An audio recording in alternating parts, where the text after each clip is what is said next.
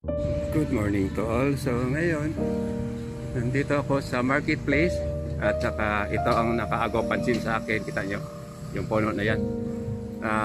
Isa nakusolo lang dito sa area. Mabuti lang hindi pinutol. Ito ang isa sa matawag nating tipolo. So kapamilya siya ng pulo.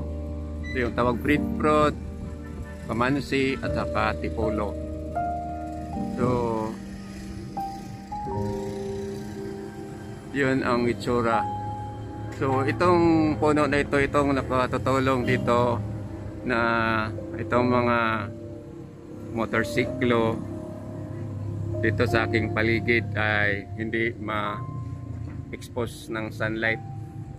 So dito it's only one building, tapos ganito karami yung mga motorsiklo.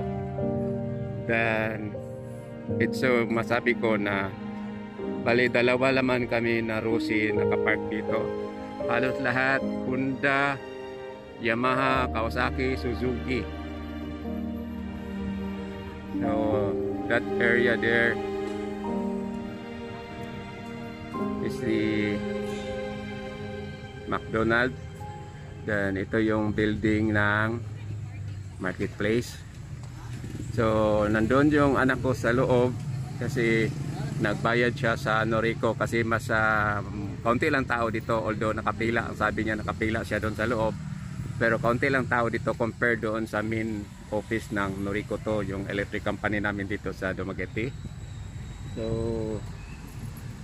dito na lang ako sa labas maghintay kasi pag iiwan ko itong motorsiklo ko baka manakaw palaman mo kada kundi malas wa na may kabayad, although may mga attendance, motorcycle attendance. Yun yung motorcycle attendance dito, siya tagibantay sa mga motorcycle. So dito naman sa bandang likuran ko, mga 4 wheels lahat hanggang doon sa pinakadulo, puro na 4 wheels yan. So hanggang dito lang muna ako, tapos i-share ko sa inyo after na lumabas yung anak ko sa trabaho. Nakakuha na kagwa na ni bay prutas sanlag. Pinudagan kaayo mabinan na may kuan heavy branches maka nabay nang hulog ng sangaan wala no. So dito lang muna ako. So that building yan that building yan. So itong building, itong liit na building, liit, malaki yan, hindi maliit. So this building is owned by the Robinson parking area land. Parking area 1, 2, 3, 4, apat na dana na parking area for the Robinson. So nag-i-improve na sila. So makita dito. So ang sabi sa anak ko na papaulion daw ko o papauwiin mo na ako kasi ang haba ng pila doon sa loob. Tapos tatawag na lang siya after matapos siya magbayad sa Noriko, to yung sa electric bill namin. So uwi ako, tapos balik ako mag na ako ng camera dito sa aking motorsiklo para ma-share ko naman sa inyo yung kaganapan dito sa Dumaguete City, kung kaano ang traffic dito. So paalis na ako. So iligpit ko man itong camera kasi mahirap maglagay ng maghawak ng camera para habang napabiyahe. So tumawag na yung anak ko, tapos na siya nagbayad sa Noriko. So puntahan ko sunduin ko na naman siya doon sa marketplace kung saan ako naghatid sa kanya. Grabe ang init ngayon.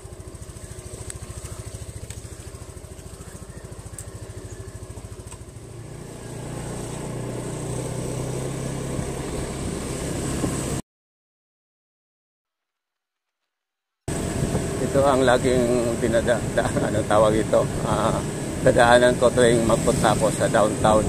Then minsan doon ako sa kabila, dalawa kasi itong daan papunta sa bahay parang may entrance sa exit.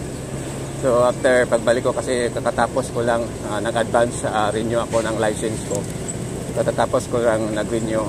So ano lang, temporary muna yung ano ko, yung license. So pakita ko sa inyo kasi may isa tayong na vlogger, natutuwa ko sa ano niya, yung license na piniprint niya. Kapareho din naman kami, kaunti lang ang pinagkakaiba sa lisensya niya sa lisensya ko, kasi yung sa kanya naka-frame, yung sa akin nakalaminate. Yun ang diferensya sa aming dalawa.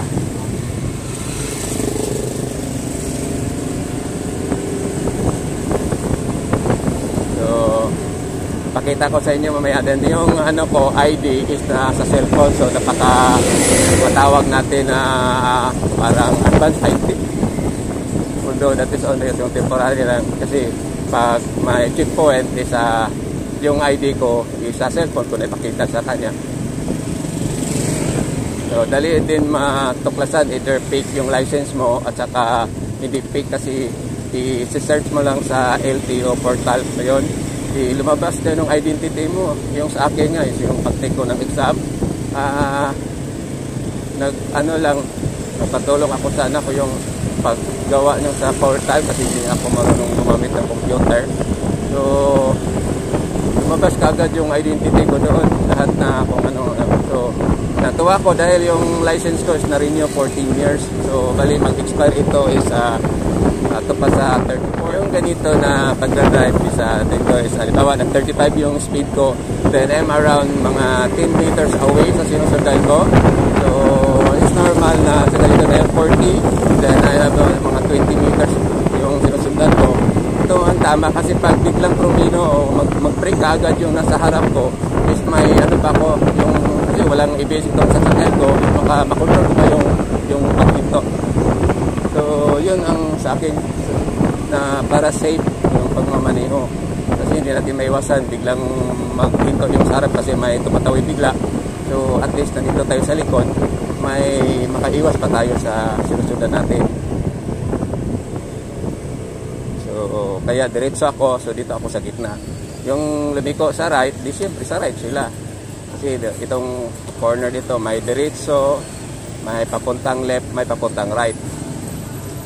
So crossing, kaya lang ay dahil sa init walang enforcer nga nakatayo. So ang gawin dito is parang ano ba yung power, ano man siya, sharing na lang, kung sinong mauna yun ang mauna, yung mahuli hintay ka na lang. Hindi pwede na kukunin mo lahat ng mga daan, kailangan mag-ano tayo, yung giveaway sa mga kasama nating motorista.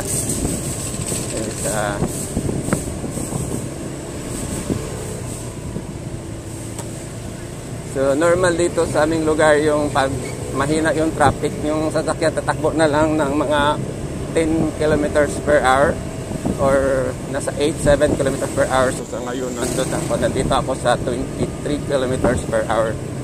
Tapos ang distance kasi sobrang hinay na pwede na magpapadool gamay sa sinusundan ko. So ang sinusundan ko is Ford Ranger. Ang ganda ng Ford, no? Grabe itong ano, yung designer ng Ford, napakaganda yung sasakyan nila. Lapit na ako sa marketplace kung saan nagbabayad yung anak ko.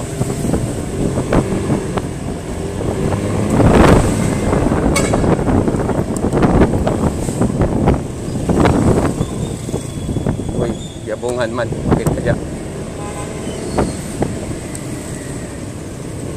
nagpintura siguro, so dito na lang ako. May signboard dyan pero tinatago, no left turn, so hindi ko alam kung nagagumagana ba yung signboard. Ayan, nandito na ako sa area kung signal.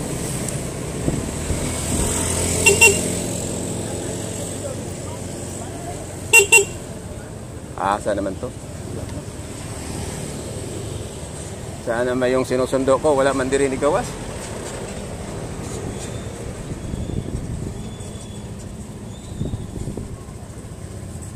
Yun ang problema.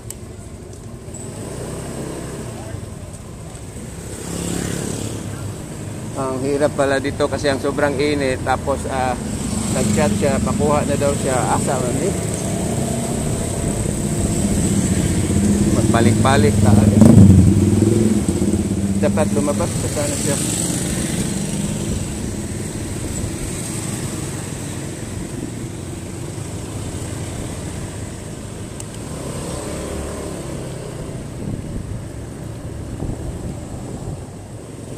Yan ang problema.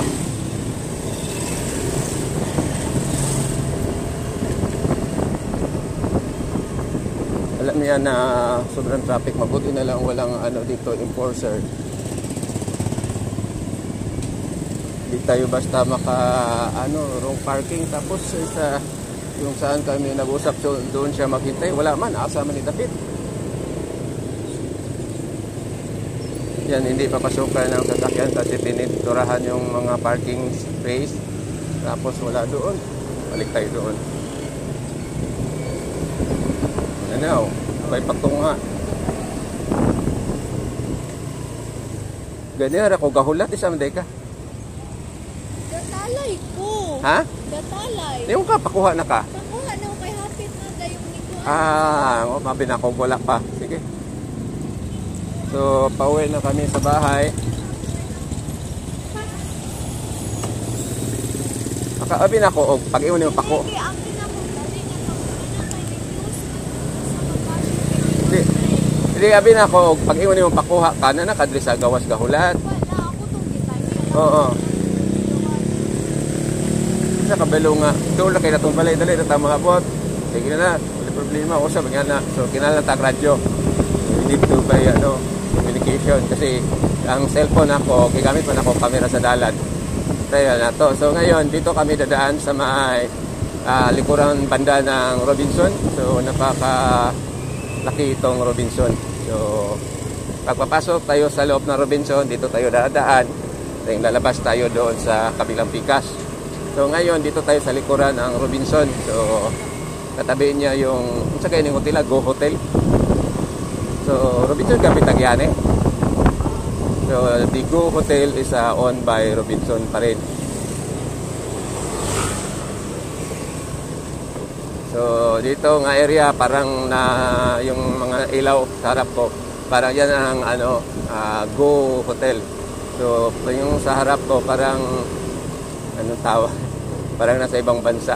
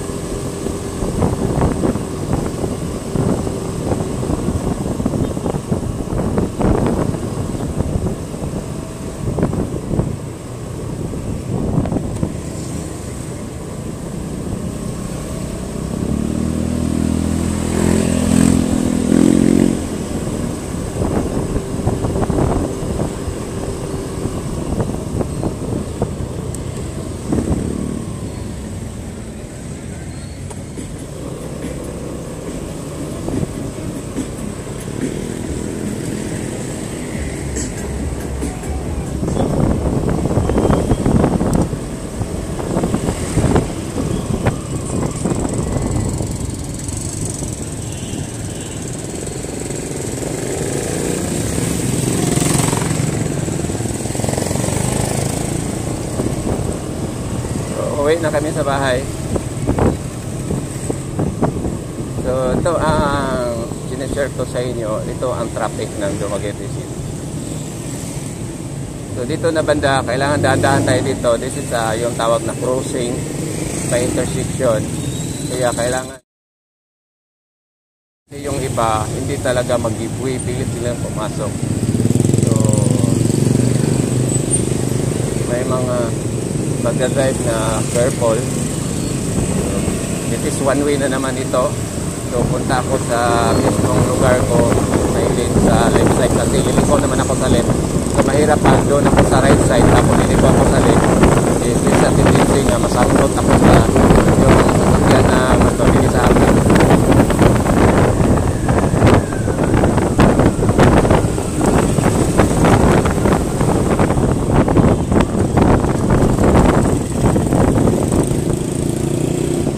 Tapos one way pa rin ito na road pauwi sa bahay. So Kasi diretso naman ako. So dito naman ako sa bandang right side mag-steady. So hindi na ako pumunta doon sa left side. Kasi yung magtakbo na nasa left side, likod sila sa left. So ako diretso man. So ang hirap pag doon ako sa left side, tapos mag-signal na naman ako balik sa right. So delikado yung pag-score pag lumiko sila, matatahan ako. So ito ang style ng traffic dito sa aming lugar. So tulad yung pang sasakyan.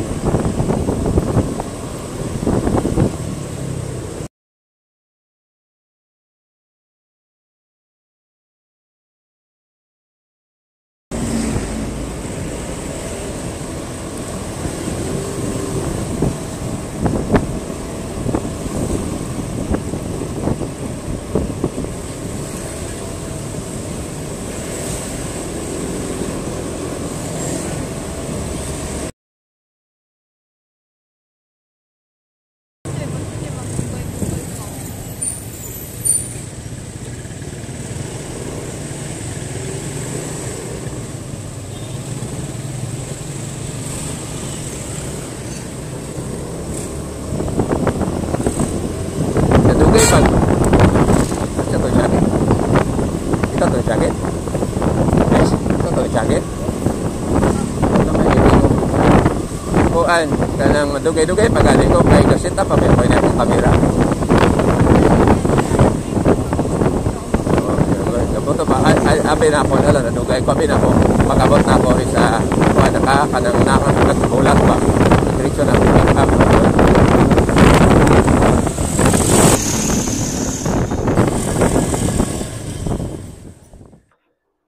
So, nandito na ako sa bahay. So, itong motorsiklo namin, pag naka-standby ito sa bahay, lagi kong sinisenter stand. Yan. So, ito papakita ko sa inyo. Kasi nag-ask pa ako ng permission sa LTO mismo, yung mga authority doon, yung in charge. Tinanong ko kung saan naman yun, banda dito. So, ito ang license o na temporary license, which is mag-expire siya ng 2034, and it is a professional license. So kung pwede, lagyan ko ito ng yung holder ng yung ID holder, tapos ilagay ko dito.